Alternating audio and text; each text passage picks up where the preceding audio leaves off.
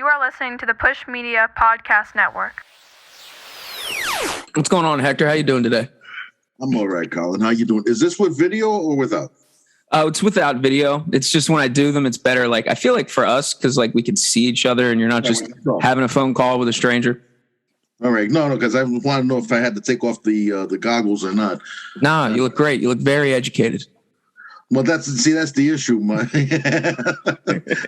This is a business where educated is not necessarily a good thing. What makes you say that exactly? Well, think about it.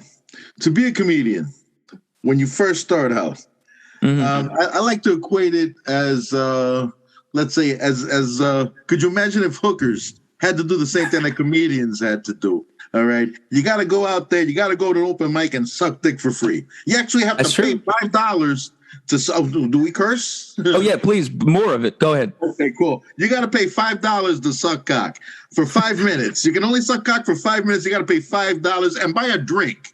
And you got to bring your friends to watch you do it. You got to bring 10 friends to watch you suck dick for free. Okay, all right, that's a fair similarity. I could see how you could draw comparisons. A lot of dick sucking out of the gate.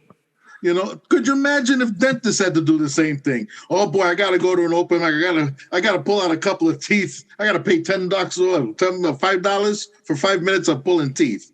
I don't trust dentists at all. I don't really respect them. I don't think they're really doctors. I think dental hygienists are way more doctors than dentists are. You know what I'm saying? I think they're scams. It all depends upon their ability of bringing me nitrous oxide.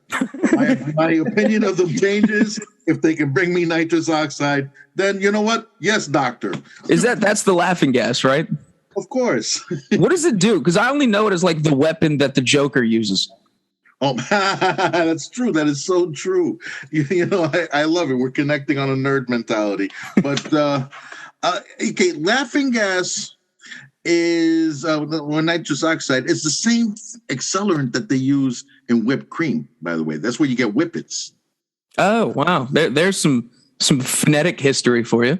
Yeah, okay. Well, I'll teach you the history of getting high. But anyway. By all means. Yeah, so you breathe this stuff in, like you put it in a balloon, or if you're lucky enough to get the little tank. I used to date a dental hygienist back in the day. She used to get the tank with the two. Well, just for the tank? Yeah, but see, well, if you get a little tank and then you have the adapter for 2 masks, then it's a party. On nitrous oxide while having sex is amazing. Now, are both of you hooked up to the tank? Yes. So whilst a good fucking is occurring, you're both strapped to a tank. Well, I mean, okay, it's not a giant tank. It's a little teeny tiny tank. You got a mask onto it. And basically what you hear in your ear is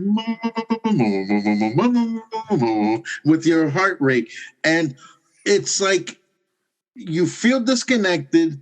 They say laughing because you feel a little funny, but I've never really laughed. Well, of course, addiction's not a laughing matter. It's a very serious disease. It's not addiction. You're just getting high, all right? We're not there. You're taking it straight to the end of the after-school special. No. We're in the majority of the population can get high without fucking up their life. Oh, yeah, okay? Absolutely. I would think most people are fucked up right now, presently, like this moment in time, and doing their job, getting stuff done, not causing accidents, feeding their kids. Or talking on a podcast. Well, they're actually all losers, those people. But everyone else who has a real job, shout out to them. We appreciate that. Oh, yes, that's right. That's right. We do appreciate it. Certain jobs you can't get high while you shouldn't get high while you're doing it. Okay. First thing that comes to mind is airline pilot. You know what? Wait till you get to where you're going to before you start getting high. I don't know. Did you see Flight with Denzel? Yeah. But then again, the way he flew...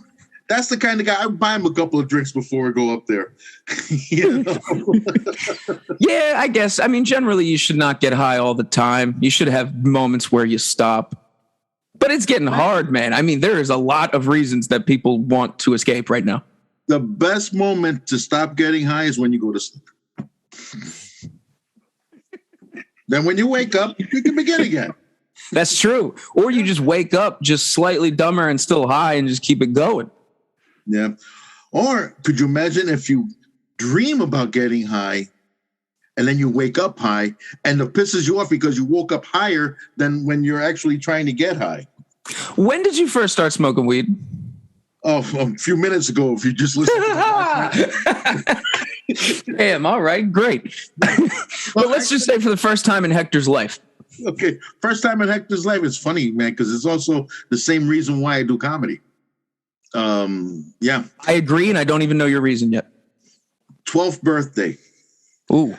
My 12th birthday, my favorite uncle, God bless the dead, he came to my mom's house and he said, listen, it's the kid's birthday. I'm picking him up.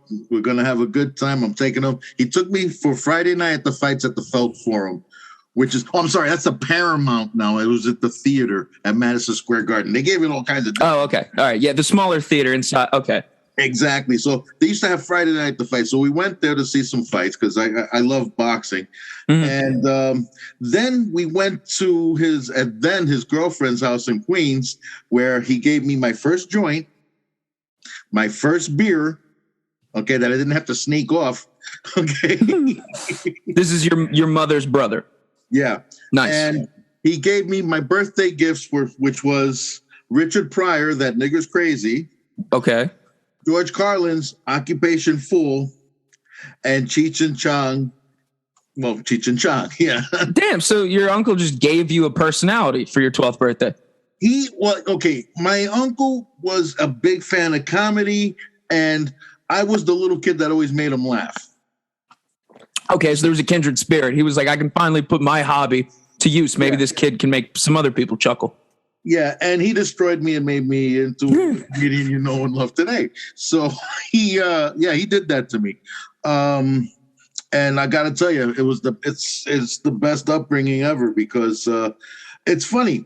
When you first try weed, you don't know nothing about it. You're a little nervous and everything. Within 3 weeks, you already got 3 connections for it. You got to get it delivered for you. You're hassling 35 or 40. Yeah, what are you doing in this economy? Things like that. Yeah, exactly. And the thing is, you see, that's because weed used to be, I say used to be because the pandemic ruined it, but weed was the social drug.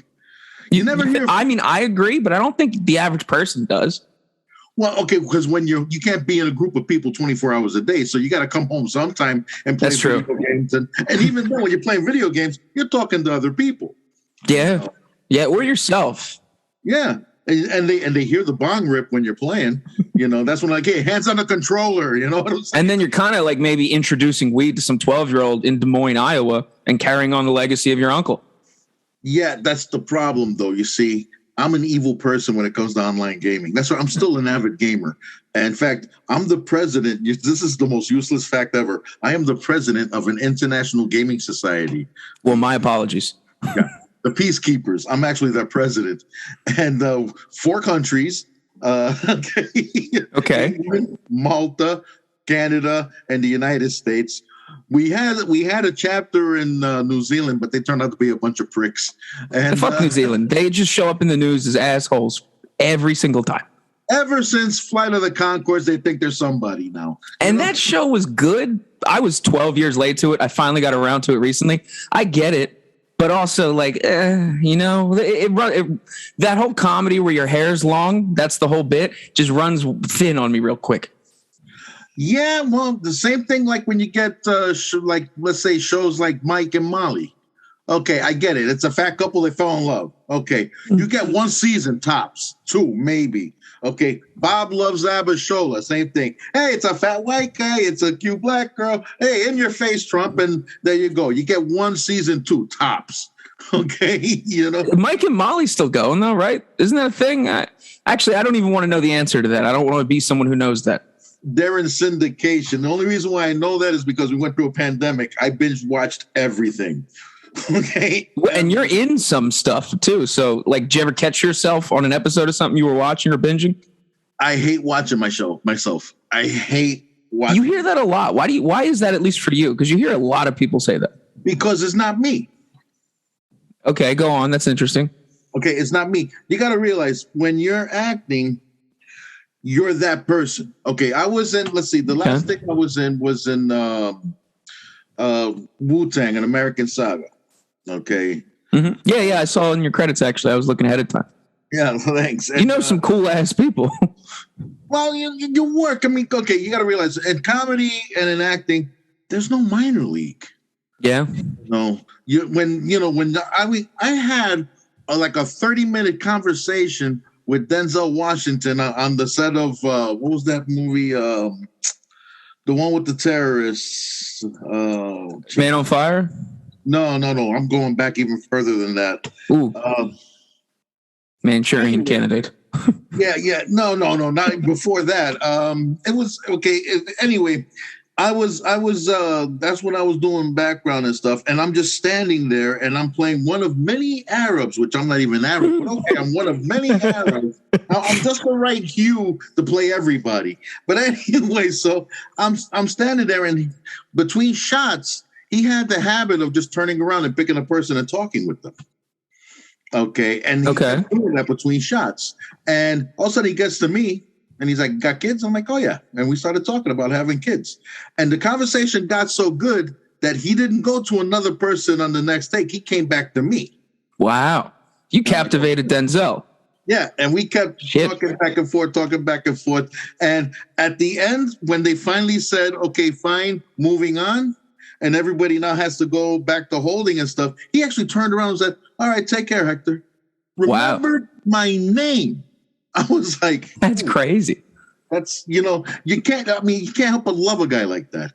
I don't know anyone who doesn't like him, except like the one girl from Grey's Anatomy or whatever. I saw some headline. Who gives a fuck? Maybe some girl he cheated on in high school. Who knows? You know what I'm saying? Yeah. I mean, and it's Denzel. You should be lucky you were cheated on by that guy, by an American treasure like that.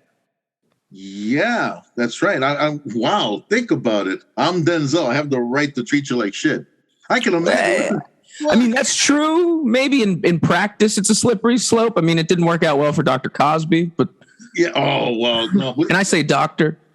Yeah, you can say doctor. They gave him that. I mean, he's got one. Yeah. Did they strip him of his doctorate? No, it's an honorary one. So its special powers can't be taken back. Oh, nice. Special powers and all. So, but he's no longer America's dad. I'm sorry. He's he's a few people's daddy. But craziest things, They didn't say the full title. Children say the craziest things while their moms are knocked out. We're ball gagged. We're singing backup for, Robert Kelly. Ball gagged.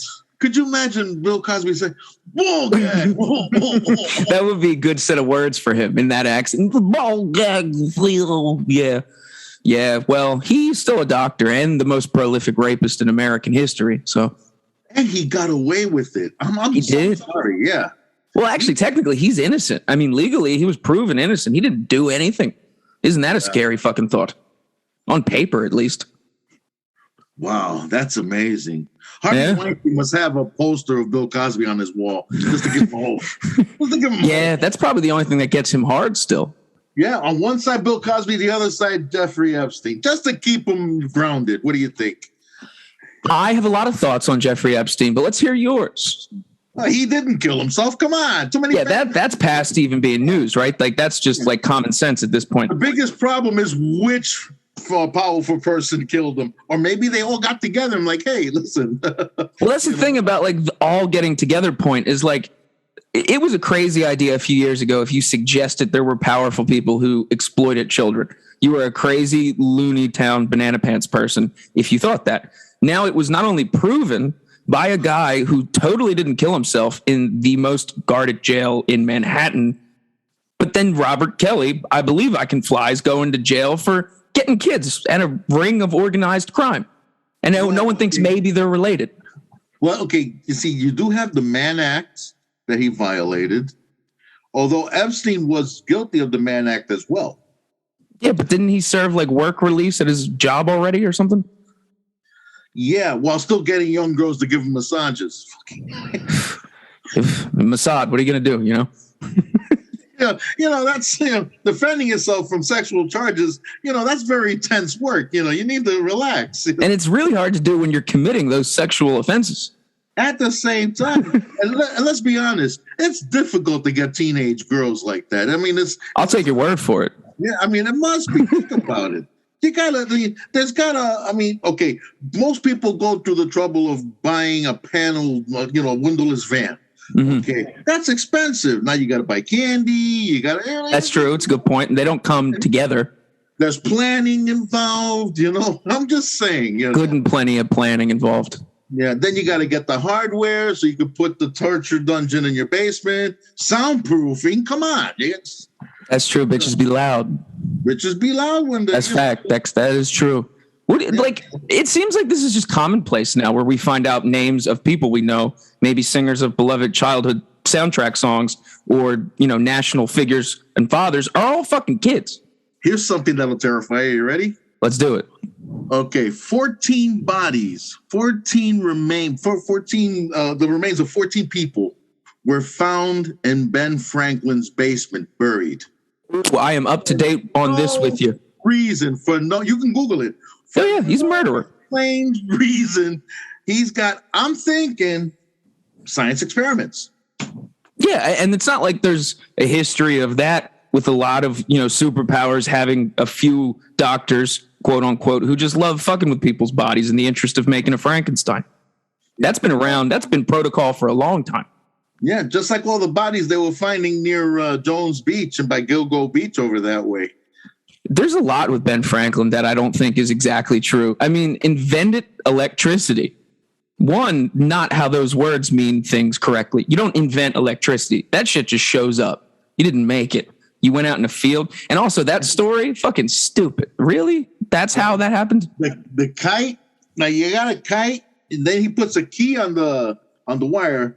Now, first off, you see lightning. I don't know about you. I mean, we didn't know much about electricity back then, but you did know about lightning. And at some point, you had to see lightning strike a tree or something. And you would leave. To a tree. Yeah. Yeah, I'm just saying. So you wouldn't bring your son with you out to the open field. Unless he was trying to find a way of killing girls instantly. I think that's totally that's on the table. I think he's a murderer. I also think he was a British spy.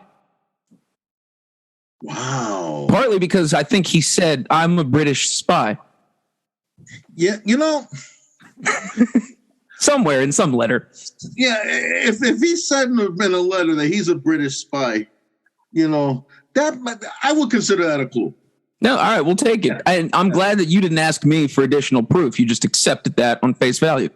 I'm still reeling at the fact with the bodies in the basement. I'm ready to believe anything at this point. Did you just find that out? Like, is that a newer thing, the Ben Franklin myth? I found that out. I got to tell you, I'm no genius. Okay, I'm no history major. I don't buy it. I learned it from freaking clickbait, and then I Google. See, you read the clickbait, and then you Google for your facts. Okay, that's the modern day education right there. Yeah, definitely.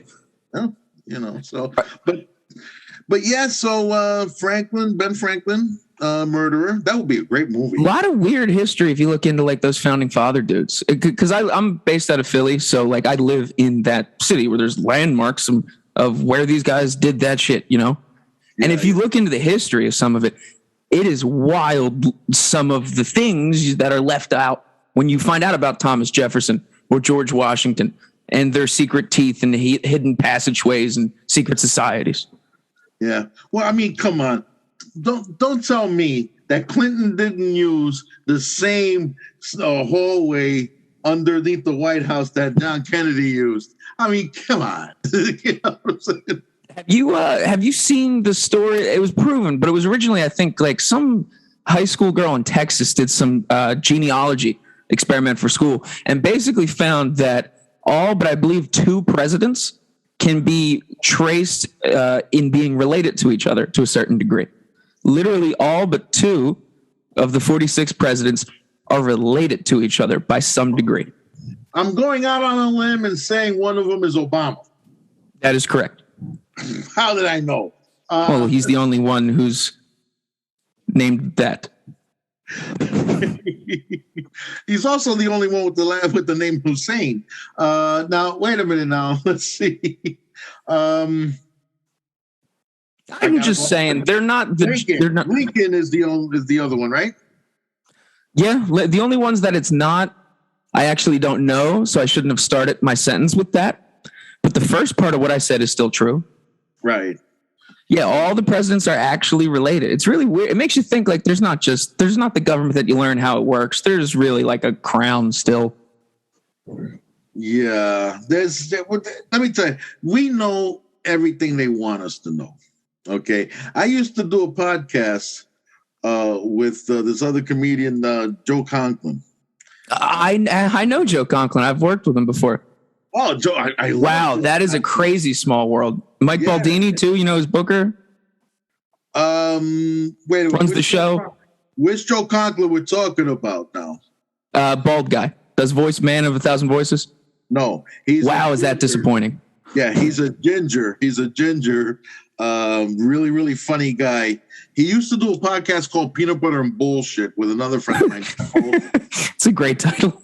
Yeah. Oh, yeah. No, these guys were awesome. And they also, and the thing was, I used to produce their podcast, and they used to talk shit about me on their podcast to see if I was listening. That's funny. And I would hear it, and I would never mention it to them because I wanted them to think that I wasn't listening. That's a fisherman seeing a fisherman situation is what that is. That's when you get a couple of asshole comics dealing with each other. So you produce some podcasts too? Like you'd have the technical background? Yeah, back in the day. I do a little bit of everything. There's somebody behind you. Yeah. So talk about your technical background. Okay. Well, no, I mean, listen, when you can't afford to pay an editor, and you can't afford to pay a director, and you start learning shit. So that's basically what I did. Like out of necessity. Because for me, like I've always like picked up how to edit a little bit or how to take pictures, right. All really just out of not wanting to have to need someone else to do it, like learning just out of necessity. That's exactly it. Or basically not being able to afford it because you have to pay $5 to suck cock in front of your friends. Yeah, you gotta. You know how like I've heard stories of my parents used to be told you got to keep a nickel on you at all times in case you need a payphone. Got to keep $5 on you at all times in case you. Yeah, you got to keep $50 on you at all times in case you need a BJ. That's a big night. Yeah. So really, the main crux of what I want to ascertain from your life, from your vibrant personality, is just how do you end up making a living telling jokes? How do you not go homeless wanting to do this? Oh, okay. You got to marry somebody with benefits. Just like a nice Indian girl outside of pre-med? No, but damn, I should have went that route. No. I actually married this girl that I knew since we were both 8 years old. 8 years old? Yeah. Her mother predicted. That's gross. No, we didn't start when we were 8. Okay, that makes that way better. Yeah, we were both 8. Okay, I'm sorry. This wasn't a. I mean, we were talking about Cosby and R. Kelly earlier. Just got to make sure. Yeah, my wife. She was formerly my stepdaughter. No. Okay. So you're into Woody Allen? Okay. Yeah, there you go. But no seriousness. I've known her since we were both 8 years old, and her mom predicted I was going to be a comedian. Really? Yeah, I used to make her laugh all the time, but she said I was either going to be a clown or a comedian. And what's the difference? Yeah, well, pretty much the same thing. Except clowns don't go to the circus and perform for free and bring 10 of their friends either. So clowns don't even suck dick, as far as I know. Well, actually, never mind. I take a lot of that back. You're actually they probably the main culprits. I'm willing to think there's a couple of road shows or something down in Florida. Yes, where either Florida or Ohio. Those are your two hubs for craziness in this country. So you had this uncle who dropped in your head a gift of a comedian's personality. You had your wife's mother just calling it like an oracle. Like, did you know you were going to be a comic? Was that your goal? Like, how did that happen exactly? I got drunk one day. I like that. I like where this is going.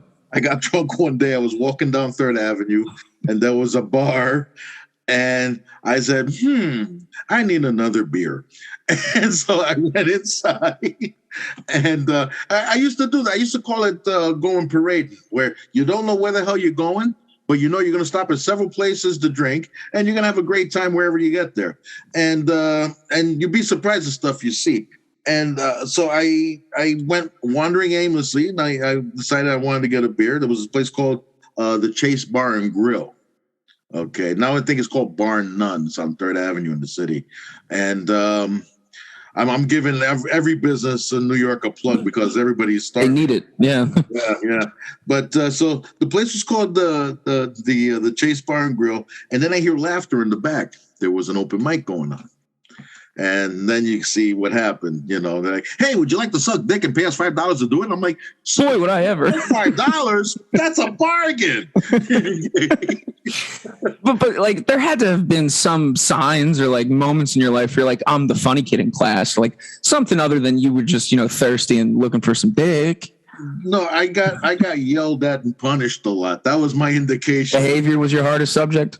Yeah, oh my God. I was always punished. I was always yelled at because I had strict Catholic parents. How original.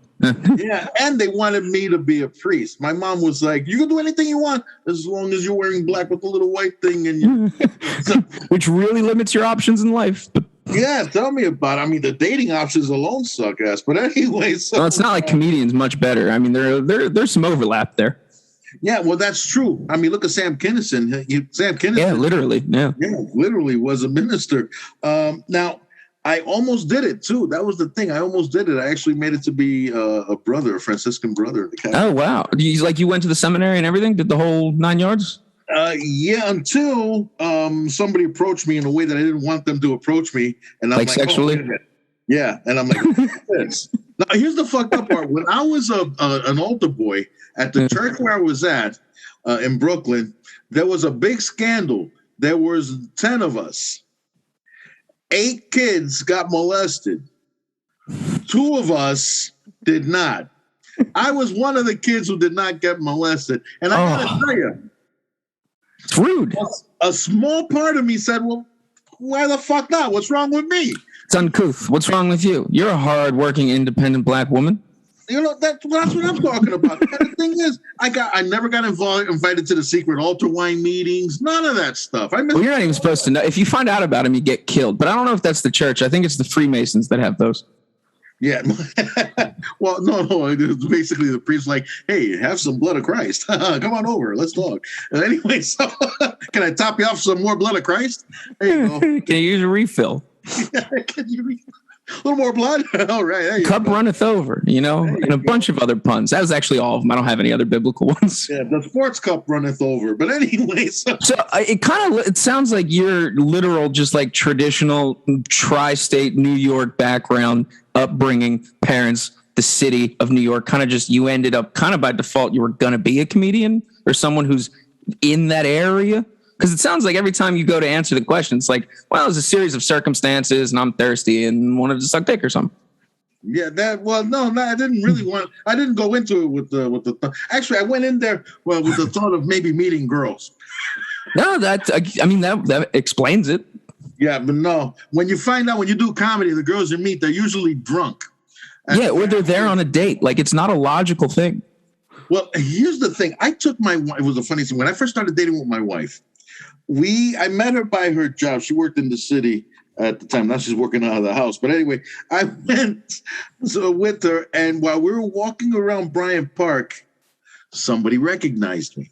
Oh. Like, hey, I like your comedy. Shook my hand, this and this and that. I'm like, oh, okay. We went walking. A girl came up to me. She wanted to take a selfie with me. Damn. From comedy. My wife turns around. She goes, okay, if you set this up to try to impress me. I said, first off, then you're telling me I'm also a psychic because I didn't know we were going to be walking this way. Okay. And honestly, even if you did that, that's kind of awesome. That's what I would think. If you're going to do that kind of chicanery, you that's a great word. Yeah. Oh, no, I have a vocabulary that my parents paid good money. Actually, now I paid good money for afterwards. But yeah, so I like to flaunt it. But anyway. No, I'm the exact same. I love me a good word. Oh, yeah. I love saying the word chicanery because I know after the conversation, whoever I'm talking to is going to look that word up. And probably think it's charcuterie. Yeah. I never thought of that. That's right. Bunch of ignominious taints. Oh my God. No, that's during the pandemic. I did customer service for a credit card company out of the house. Oh my God. I needed money. You're not even in jail overseas and you were doing that job. Listen, my mortgage is a monster. I'm living in suburbia, for Pete's sake. Oh, yeah. Yeah, I'm trying to, I joined the middle class just in time for everybody to be considered upper poor. So, that's kind of like that's kind of how I thought The Sopranos worked too. Yeah. So it kind of just. Yeah. You ain't nothing but a soldier anyway, still. But anyway, so I started working as customer service, and that's when I realized that there is a reason why they put instructions on shampoo bottles and soup cans. Okay, you need that because the majority of people out there are idiots. That is a theme that has come up in conversations I've had recently with just people. The level, but then it makes me think, like, are more people dumb or are there just so few smart people? I think the internet put a big old microscope on everything. Okay, because before the internet, you would get maybe shows like Real People. Remember that show, Real People, from the 70s? That's where Byron Allen got his start. I've heard of it. Huh? Yeah. I've heard of it. Yeah. So they would show the weird and the strange. But now, thanks to the internet, the weird and the strange is the norm. So now you got people trying to act more outlandish, hence reality television. And we are, honestly, that movie, Idiocracy. Yeah. It's the Old Testament. It's fucking prophecy. It really Anything is. Mike Judge does seems to be like this, has this quality of prophecy. Yeah. Like it's going to happen. Grab a burger at Buttfuckers one day. So wait, when did you get into acting? Like what came first, like comedy or acting? Because it's something that now everyone kind of does a little bit of both, but it didn't used to be that way. No, it wasn't that way at all. What happened was I did a show. Somebody came up to me after the show, and this is the thing that bothers me, though. See, I got the kind of face that even when I'm happy, I look like there's something wrong. You look like Tony just told you to get rid of somebody. Exactly. Yeah. And the thing is, even when I'm happy, now I give good mean face. Well, that didn't sound good at all. It sounded extra gay, dog. Hella gay. Well, at least day is the day is long. At the lockup, yeah. More better neck. Yeah. Especially when they have to bring 10 friends so they can watch. I was thinking of an open mic joke too. But no. So the guy told me I make good mean face, and the best way of making a mean face for me is not having any expression on my face whatsoever. And this is what I'm talking about. Okay. Now, this is going to ruin it because this is actually just sound on radio. So I'm sorry, guys, but you're gonna have to take Colin's word for it. Okay? I'm captivated. Actually, that is kind of fucking mean. Yeah, that's off-putting. I'll stop that. Actually. Okay. Oh my God, that was a lot. It's just a normal face with no expression, and if you stare at a person with that normal face for a long time, it makes them want to say stuff or do stuff. And you got to get out of that uncomfortable feeling you're causing. Yeah, exactly. And do you have like acting training? Did you learn this like whatever those names are, or Stefalofaniski? Yeah. I've taken classes here and there. The expressionless face I learned from Bryan Cranston, not personally. Really? Yeah, I like watching. That fits. I like watching interviews.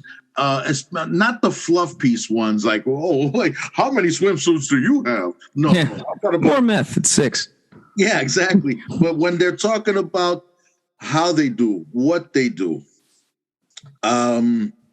sometimes they'll drop little things here and there. I saw an interview that they had with John Leguizamo, and I was just going. I love him. This thing where I got cast for a show on HBO. Now I'm not going to drop the name of the show, okay? And the reason why is because I was in it. I had a part. I had a line. Everything was great. I had a funny joke. We filmed it. It was the first time I was being featured. When I got in, I had my own trailer. Oh, And when I shit. got inside the trailer, there was an HBO contract to sign. Wow. Sounds Faustian. And I got to tell you, had a boner. It'd be weird if you didn't. Reaching for a pen, I found my dick. Like, oh shit, I'm hard. Okay. Tried to sign with it. Tried to sign with it. Adds a new term to fountain pen. But anyway, so what happened was I'm like, wow, this is fantastic. And somebody came and brought me breakfast. And they asked me what I wanted, and it was cool. I went to hair and makeup and the whole 9 yards. And I get on set and I do the whole thing, and it's a magical day. The principals, which I'm one of them at this point, we're having a conversation. You're on the first page of the call sheet. Yeah, man. I still have that call sheet, man. Yeah, I bet. That's awesome. I still have that call sheet. And now here's the problem. I made the mistake of telling everybody, I'm on the show, this, that, you gotta see it. And they cut me out. All you see is my hand, and I knew it because of my wedding band passing by and my belly. That was it. Damn, just left you on the floor. Oh, yeah. Not even on the floor because it's no longer film anymore. They just pressed delete. Okay. All record of the event is gone. Gone. And I felt like shit, and I was feeling like shit. And I turn on a morning show, and I'm sitting there, and they're interviewing John Leguizamo, and he talks about a movie that he was in, the first movie that he was in, and he told his family, and he took his family to the premiere, and they got there, and they showed up, and they sat down, and everything is fine, and they watched the entire movie, and he wasn't in it. They cut him out of it. Oh, you hear these stories all the time, and I'm like, why does no one let these people know ahead of time? Just to save them that. No, because you got to realize as an actor, and you have to believe it like this, I'm a paintbrush. Yeah, exactly with actors. I am a paintbrush. Empty cup. I do what you as director want me to do. You tell me what I'm supposed to be thinking, what I'm supposed to be feeling. Okay? You let me know what you want done and how you want it. And this is how I do it. I use a muscle that I used to use when I was younger, when I used to box amateur, of a trainer and a boxer. So I follow the trainer because I do what he says, and if I succeed, he succeeds. In a weird way, it's almost like you're pushing responsibility off, but also being accountable for everything. Exactly. Yeah. That is the enigma of it all. And when you put yourself that way, and it's like, it's so easy just to fall in love with it. Because I fell in love with it from the first moment I was on set. I fucking fell in love with it. And even on set now, if you're shooting like a commercial for like some hemorrhoid creams. I'll give you for instance. We had this pandemic. I haven't been on set since Wu-Tang, and that was back in the beginning of 2019. Okay. And then pandemic hits. I couldn't get on set. Then I was afraid to get on set because when they started production, what was happening was if they would have a COVID outbreak, everybody's supposed to quarantine, but a lot of the background actors who are starving would go on to the next set, thus spreading it there. Just living like a transient, basically. And they were doing this, so it got to a point where they had to register who was working where. Mm-hmm. But then I haven't been on set. The first time I was on set, honestly, a tear came to my eye. Wow. I missed it. It was a feeling of reunion. It was something that I didn't know I missed that much. When I sat in that chair and they're putting makeup and I'm looking at what I'm supposed to do, and then I have the director telling me what he wanted, because I got booked for my look. And in fact, I got booked for my look based upon my performance in Wu-Tang, which I got booked for my look for that. That seems like how this shit works. It's just happenstance, good luck, and doing the work when it's time. And the right person sees you, and then all of a sudden they call you for something else. So I did a Yankees commercial. It was a Yankees Mets commercial for Pix 11 in New York. And it was a group of Yankee fans, which I was the main Yankee fan. I could see that, yeah. Met fans, and they're walking, and I'm walking, throwing the glove into my hand, and then they do like the slow motion, and then I do this with the eyebrow, and I'm doing it. When I did the eyebrow, that's when I knew I got the audition. When I did the eyebrow, they're like, Ooh, look at his eyebrow. I mean, I wanted to say that's it. That's our guy right there. Yeah, That's the most New York shit I've ever seen. Fake baseball, one eyebrow up. Yeah, so I did that. They liked it, so we did that. Now I'm gonna be I'm playing a chess master, and it's Really? it's a commercial for the Knicks for their 75th anniversary. So I'm getting a sports motif going. I was a Yankee, now it's a Knicks fan. Now the whole idea is I get beat by by my student for the first time, and I have to give him the look. I have to give him the eyebrow. Yeah, I give him the furrowed one, not the eyebrow one, the furrowed one. Oh, okay. Yeah. It's a different message. That's it. Okay, it's how you say it. Where I'm supposed to be partly pissed, yet impressed. So when you're acting, do you picture yourself as the character, or are you Hector bringing Hector's life to the character? I'm the character. Okay, that seems to be the two ways to do it. Yeah, I'm the character. For something as silly as a commercial, I was told I was going to be a chess teacher. I brought out a couple of chess pieces. A couple of chess sets. I'm over here playing chess on my phone. Putting yourself in it. Exactly. Of course, one of my favorite movies, Searching for Bobby Fischer. You know, good call, deep cut. Yeah, and where it explains the love of the game, and that was the thing. My Uncle Reuben, ironically, also taught me how to play chess. You had an Uncle Reuben who was great at chess. That's incredible. And actually, my Uncle Reuben, who was great at chess, was also the one that got me into comedy with the joint, the beer, and the records. So you had no choice but to end up this guy, is what it sounds like. You were very much. My uncle, God bless, he pretty much made sure of it. You know. Do you have brothers and sisters? Yes.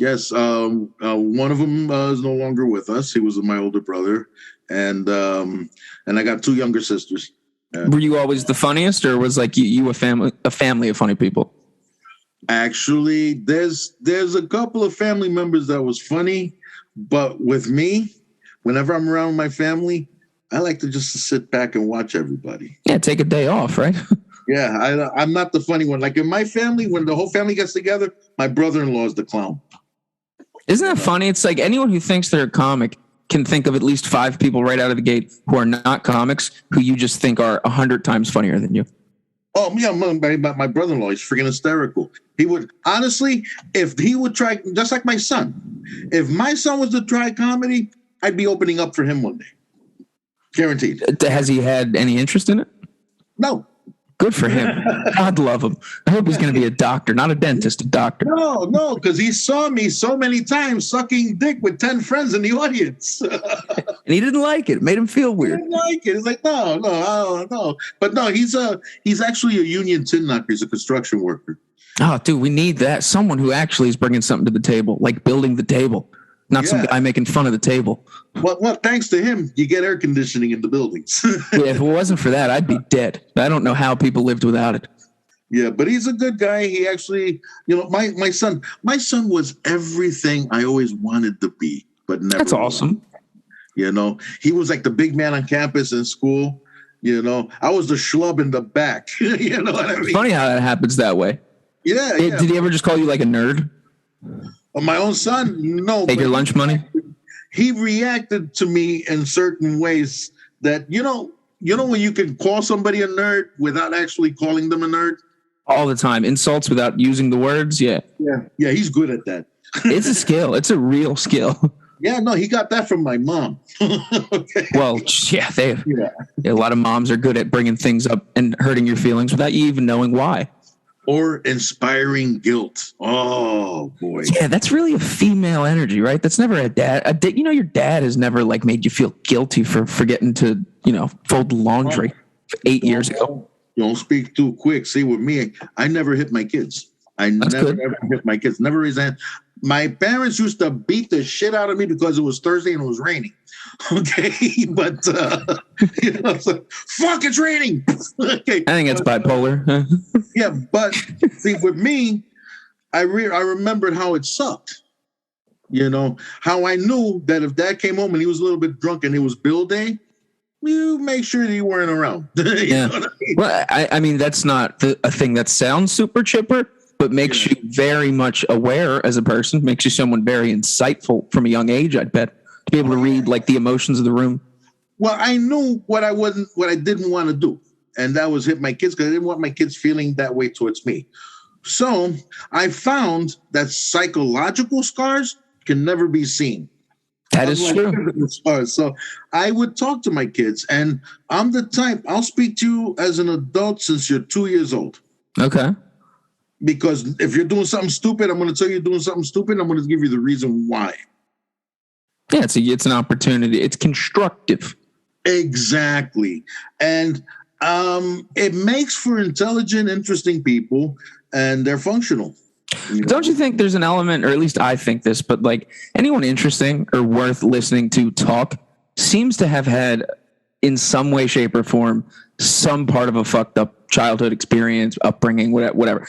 All well-adjusted, normal people who pay taxes and whatnot went on cruises and they're fine. You know, so like it's weird. Like if you want interesting kids, you kind of have to hit them. Well, no, definitely not. Just to clarify. Or you make them like my kids used to act. My son, I'll never forget. My son one time told me after one of my long sermons, on the mouth. Yeah, one of my long sermons, and he's like, "Dad, why don't you just hit me?" He just hit me to get it over with, or just to get it over, because I would give him a long talk, and he said that the talks were more painful than a slap because my ex-wife used to slap them around. You're turning the patriarchy on its ear over there. Yeah. So, but I'm like, I don't believe in all you do when you're hitting your kids is teaching them how to take punishment. Well, I don't think I actually have heard that said that way, but that makes sense. And that could look a lot of different ways. Like when you're an adult, and if you're just cool with accepting punishment, the standards for what you accept happening to yourself are pretty low, and you end up getting shit on a lot. Yeah. I mean, look at it. I mean, look. If the person winds up in an abusive relationship, all they're going to say, well, Dad did that to me, so I guess it's okay. Everyone ends up their parents.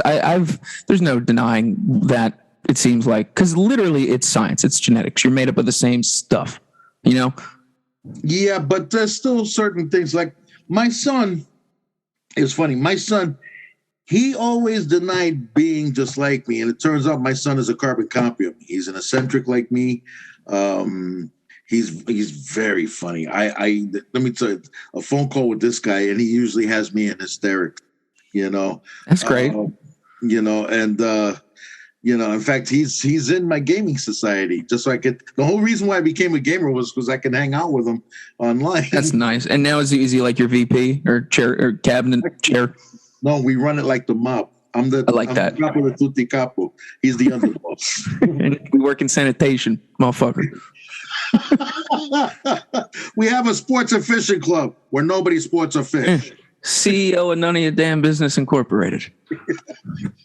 Actually, we had a place like that around the corner we had a bocce club around the corner from the house, and there wasn't a bocce court for miles. Bocce, is that like the big hard bowling ball game? It's almost like bowling. Croquet without horses? Yeah, imagine bowling. Yeah, it's like bowling. It's like Italian bowling, but like this.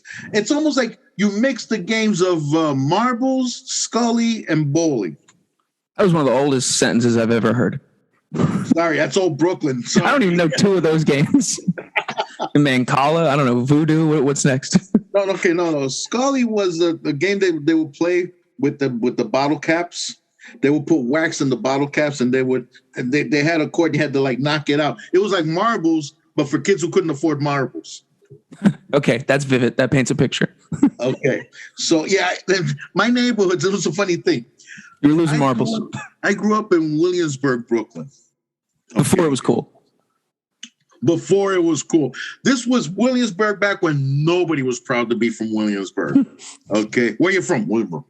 Okay, because basically, if you told somebody you were from Williamsburg, they would get inspired to maybe offer you a couple of bucks. You know what I'm saying? Damn. It was a poor neighborhood. In fact, that neighborhood, if you look at it today, if you look at the map, in fact, the real estate people are kind of pissed about it because it has the highest concentration of public housing in that area.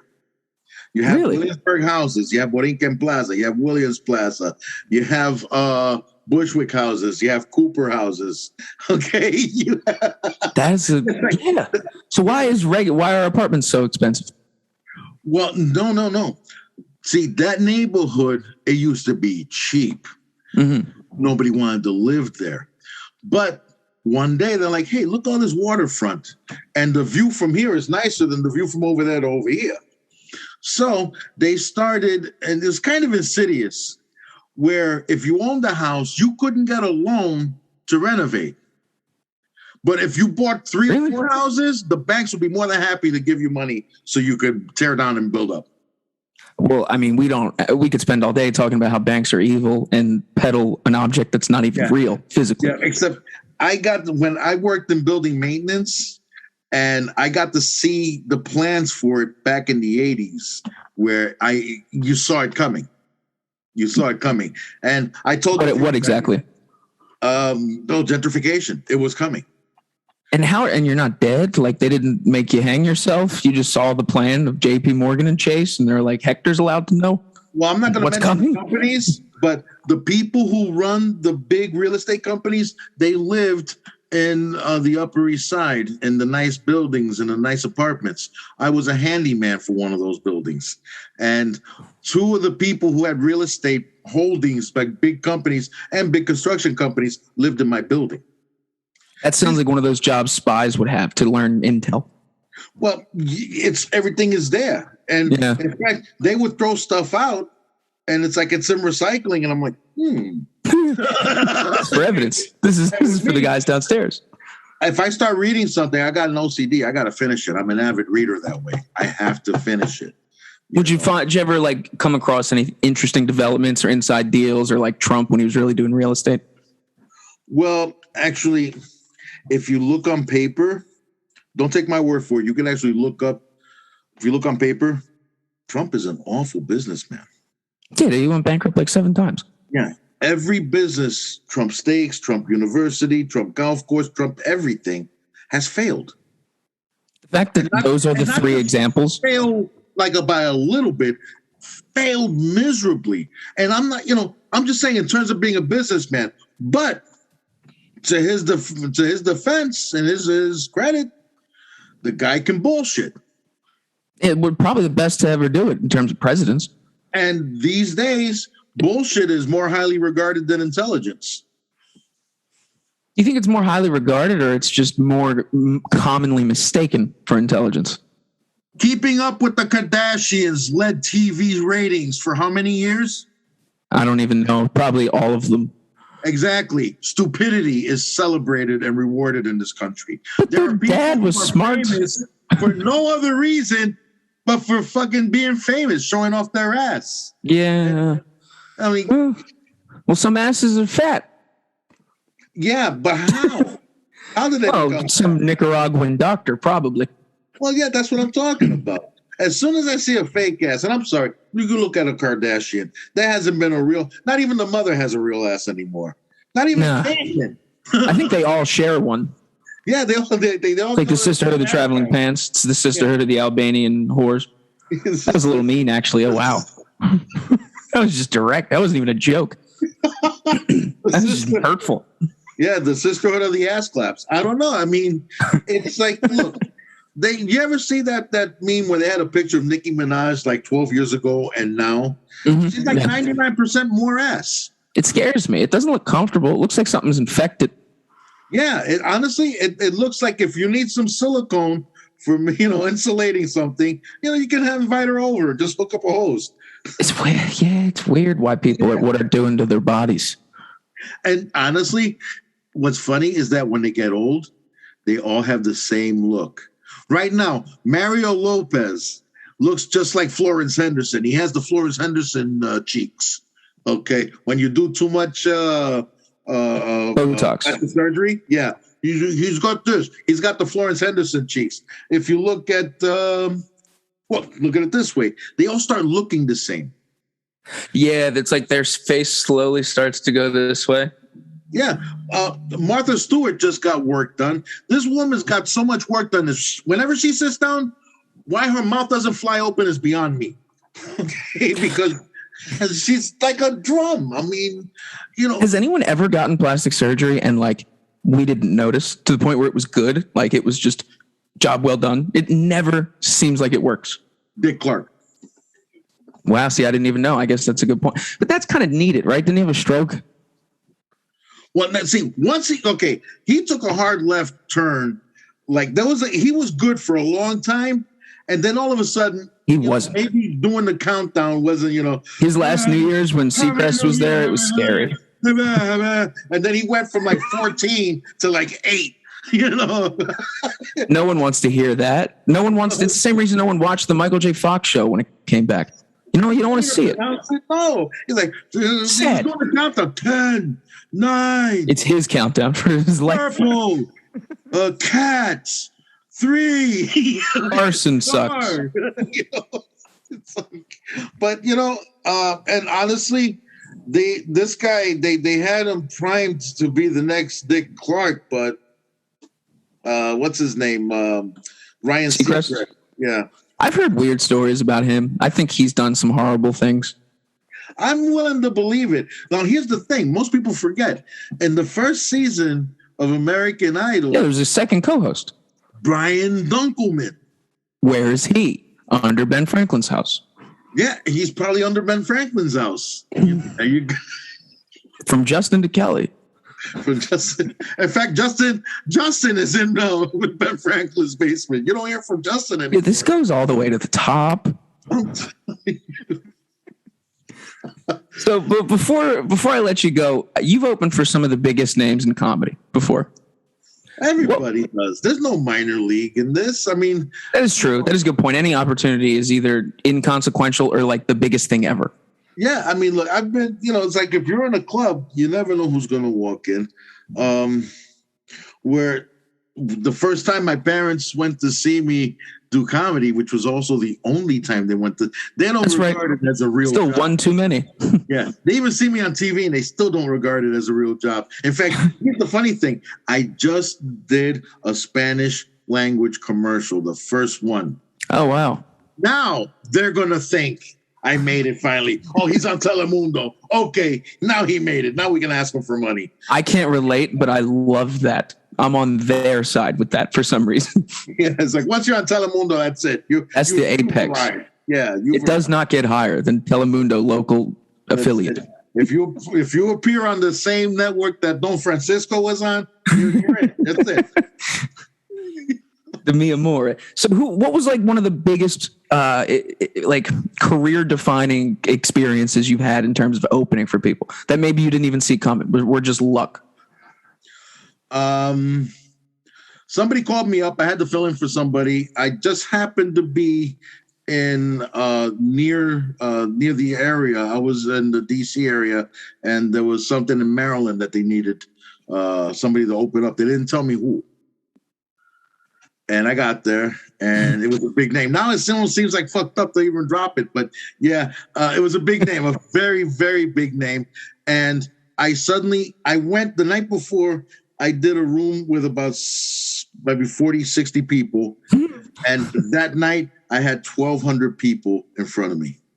Hypothetically, to see the guy who's putting out his 6th Netflix special in 3 years. Right. And tough act to follow. But no, I opened up for him. Oh, open. Yeah, opened. I opened up for him. Following. And yeah, I didn't have to follow him. That's the nice thing about the headliner. He's the last guy. Once you go up and the headliner's on, you can pretty much sit down and eat your meal. And watch the show. Yeah, watch the show. That's it. And see exactly what you should be doing. But the guy, really, really nice guy. I'm not going to drop names because it seems stupid, but there was... Well, I will. Dave Chappelle, keep going. There was 1,200 people in front of me. And I was like, wow. It was nice. I collected my money. Sometimes you got to bullshit about your credits. Well, that's what everyone's doing, right? Until eventually enough people think that the bullshit was a real thing.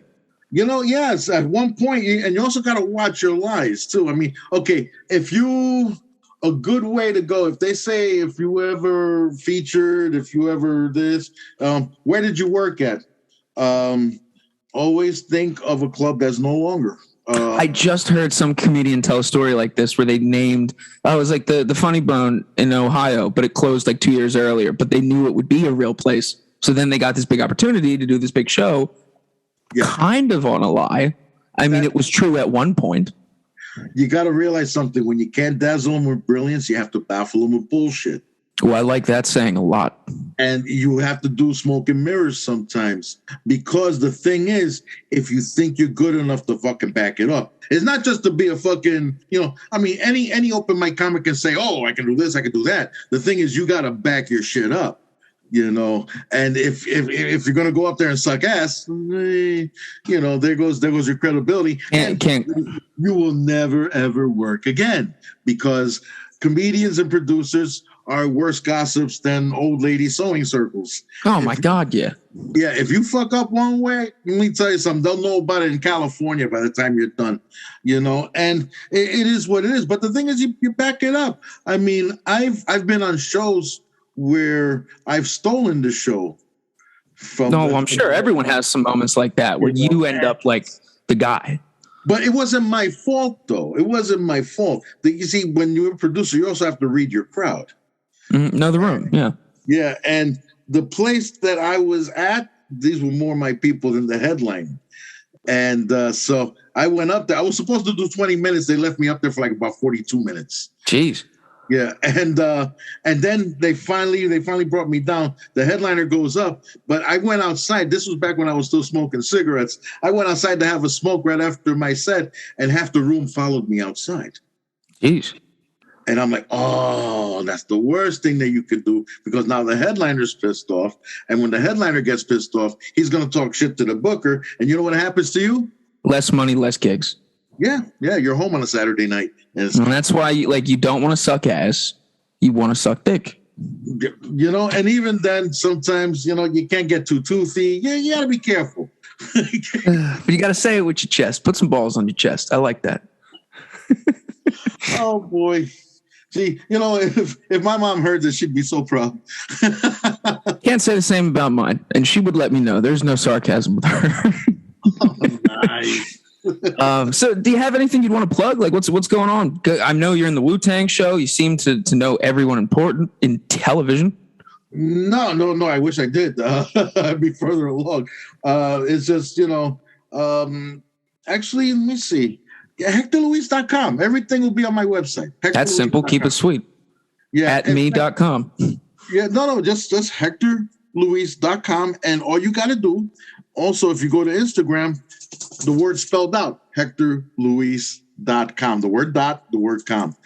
And that's also my email address, because the company that I did my website through, these bastards, they wanted to charge me $400 to have my email coming through my website. So what I did was HectorLuis.com at Yahoo. Fuck off. I like that. That's good. Keep that consistent. Well, Hector, it was awesome having you on. Thank you for making the time. Oh, Colin, it was a pleasure, man. Honestly, it's always fun to crack a beer, talk some shit for a while, and just, talking about acting and comedy, both things that I love the most.